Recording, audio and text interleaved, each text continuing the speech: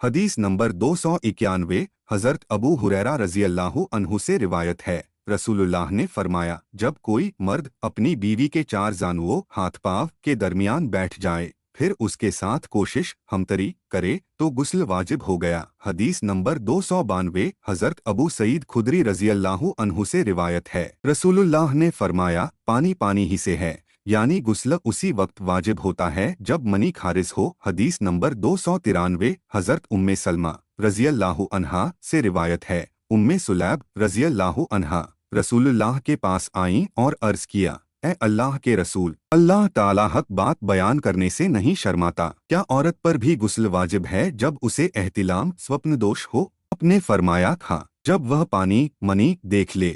हदीस नंबर 294 हज़रत आयशा रज़ी अल्लाह अन्हा से रिवायत है, मैं और रसूलुल्लाह एक ही बर्तन से गुस्ल कर लिया करते थे, हम दोनों के हाथ बारी बारी उसमें पड़ते थे। हदीस नंबर 295 हज़रत अनस रज़ी अल्लाह अन्हु से रिवायत है, नबी करीम एक सांस से लेकर 5 मुद्द तक पानी से गुस्ल फरमाते थे और 1 मुद्द पानी से वुज़ू फरमाते थे। हदीस नंबर 296 हज़रत जाबिर बिन अब्दुल्लाह रज़ी अल्लाह अन्हु से रिवायत है, नबी करीम अपने सिर पर 3 बार पानी बहाते थे। हदीस नंबर 297 हज़रत आयशा रज़ी अल्लाह अन्हा से रिवायत है, मैं रसूलुल्लाह को खुशबू लगाती थी, फिर आप अपनी तमाम अज़वाज पत्नियों के पास तशरीफ़ ले जाते, जमा फरमाते और सुबह के वक्त आपके जिस्म से खुशबू महक रही होती थी। हदीस नंबर 298 हज़रत अबू हुरैरा रज़ी अल्लाह अन्हु से रिवायत है, रसूलुल्लाह ने फरमाया, जब कोई तुम में से अपनी बीवी के 4 जानुओं के दरमियान बैठ जाए और कोशिश करे जमा करे तो गुस्ल वाजिब हो गया,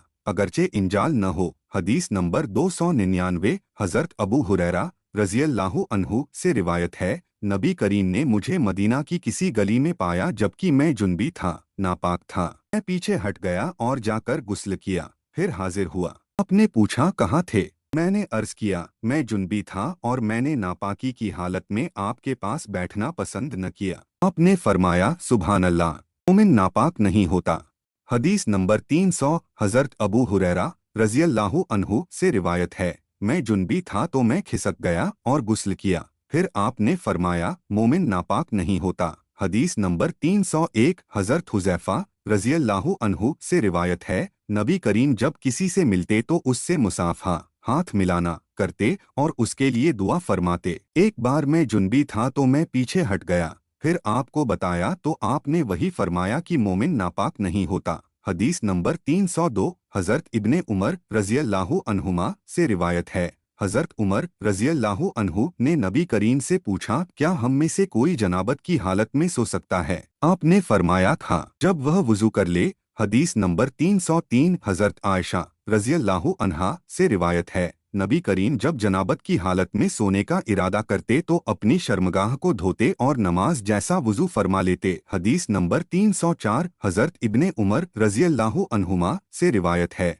हज़रत उमर रज़ी अल्लाह अन्हु ने नबी करीम से अर्ज़ किया कि मुझे रात को जनाबत हो जाती है। आपने फरमाया, वुज़ू करो, अपना अज़ू अंग धो और फिर सो जाओ। हदीस नंबर 305 हज़रत आयशा रज़ी अल्लाह अन्हा से रिवायत है, नबी करीम जनाबत की हालत में सो जाते थे, वुज़ू करने के बाद और पानी को हाथ न लगाते थे, यानी दोबारा गुस्ल न फरमाते थे। हदीस नंबर 306 हज़रत अब्दुल्लाह बिन अबी कैस से रिवायत है, मैंने हज़रत आयशा रज़ी अल्लाह अन्हा से पूछा, नबी करीम जनाबत में कैसे सोते थे? उन्होंने कहा, कभी वुज़ू करके सोते और कभी गुस्ल करके।